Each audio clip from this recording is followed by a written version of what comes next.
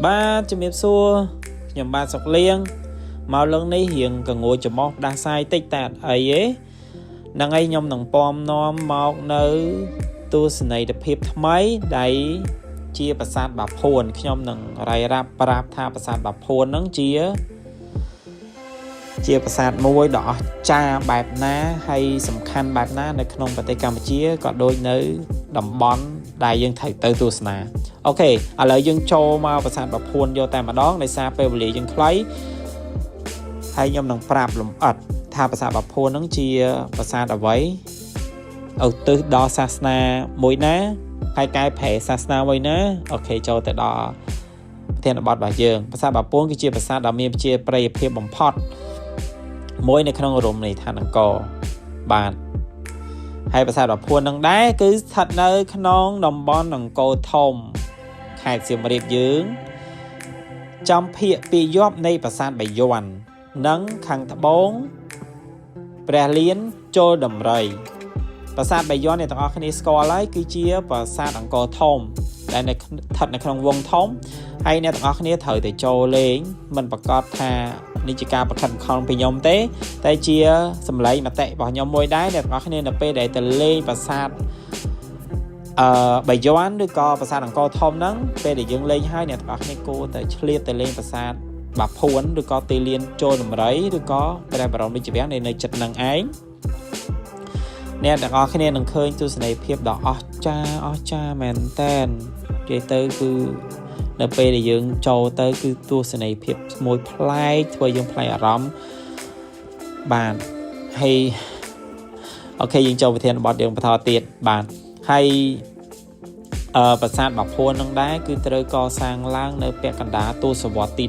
11 ប្រហែលឆ្នាំ 1060 នឹងឯងបាទក្នុងរាជការព្រះបាទឧទាយានទិត្យវត្តមានទី 2 ហើយខ្ញុំមិនដឹងថាខ្ញុំអានខុសឬក៏អានត្រូវទេអ្នកនរអគ្នាអាចជួយ comment បានបើសិនជាខ្ញុំអានខុសខ្ញុំនឹងកែសម្រួលប្រធានបទរបស់ខ្ញុំហើយ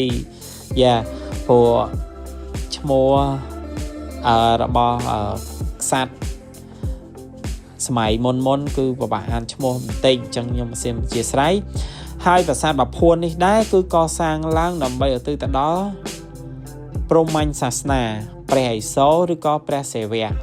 បាទហើយប៉ុន្តែនៅសតវត្សទី 16 ហ្នឹងត្រូវបានកែប្រែទៅជាប្រាសាទព្រះពុទ្ធសាសនាដោយមានការកសាងរូបពុទ្ធចូលនិព្វានយ៉ាងធំនៅខាងផ្នែកខាងលិចនៃប្រាសាទអ្នកទាំងអស់គ្នានៅពេលអ្នកទាំងអស់គ្នាចូលទៅលេងប្រាសាទហ្នឹងណាហើយអ្នកទាំងអស់គ្នាដើរទៅដល់ក្រោយនៃប្រាសាទជាន់ទី 2 អ្នកទាំងអស់គ្នានឹងឃើញរូបពុទ្ធដែលបរិនិព្វាននៅខាងក្រោយហ្នឹងដែលមានកម្ពស់រហូតដល់ 7 ម៉ែត្រប្រវែងវារហូតដល់ 20 ម៉ែត្រនិយាយទៅអ្នកទាំងអស់គ្នាឈរឲ្យចំពីក្រោយនឹងឃើញភាពអស្ចារ្យថាប្រជាជនយើងខ្មែរសម័យដើមគឺពិតជាអស្ចារ្យមែនតើគ្រាន់តែយកថ្មបាយក្រៀមថ្មភក់ទៅបន្ទប់ពីលើគ្នាចេញជារូបព្រះពុទ្ធបដិមាមួយដ៏ធំស្កឹមស្កៃដែលយើងមិនអាចថានឹកស្មានដល់ថានិយាយទៅអស្ចារ្យមែនតើខ្ញុំថាអស្ចារ្យអ្នកនរគ្នាគួរទៅលេងពេលឃើញរូបពុទ្ធហ្នឹងណាបាទហើយនៅពេលដែលយើងដើរចូលទៅយើងនឹងឃើញស្ពានស្ពានឆ្លងចូលនៅក្នុងវីដេអូដែលខ្ញុំបង្ហាញអញ្ចឹងណាអ្នកនរគ្នាគឺមានប្រវែងរហូតដល់ 200 ម៉ែត្រហើយអ្នកទាំងអស់គ្នាពេលដើរចូលលើស្ពានហ្នឹងទៅគឺស្ពានហ្នឹងគឺមានតសមូជាច្រើនដែលសាងសង់ឡើងដោយថ្មភក់ជាច្រើនហើយអ្នកទាំងអស់គ្នាពេលដើរចូលទៅគឺមានអារម្មណ៍ប្លែកមួយដូចយើងឆ្លងភពឬក៏ដើរទៅឋានត្រៃត្រង់ចូលទៅឋានសួគ៌អីក៏អត់ដឹងដែរអារម្មណ៍អ្នកទាំងអស់គ្នាប៉ុន្តែអារម្មណ៍ខ្ញុំផ្ទាល់ពេលដែលខ្ញុំឆ្លងចេញពីប្រាសាទបាយ័នខ្ញុំដើរមកដល់មុខប្រាសាទ បាភួនពេលដែលខ្ញុំដើរឆ្លងពីតំបន់មួយទៅតំបន់មួយឆ្លងស្ពាននឹងមកគឺខ្ញុំមានអារម្មណ៍ថាខ្លួនឯងពងតែដើរនៅលើឋានសួគ៌ពី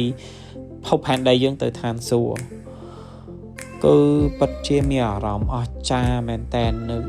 នៅពេលដែលយើងដើរនៅលើស្ពានមួយហ្នឹងអ្នកទាំងអស់គ្នាបាទហើយរាជមាបទប្រាសាទគឺដែលគេហៅថាប្រាសាទភ្នំតំណាងឲ្យភ្នំព្រះសុមេរុនៃចក្រវាឡ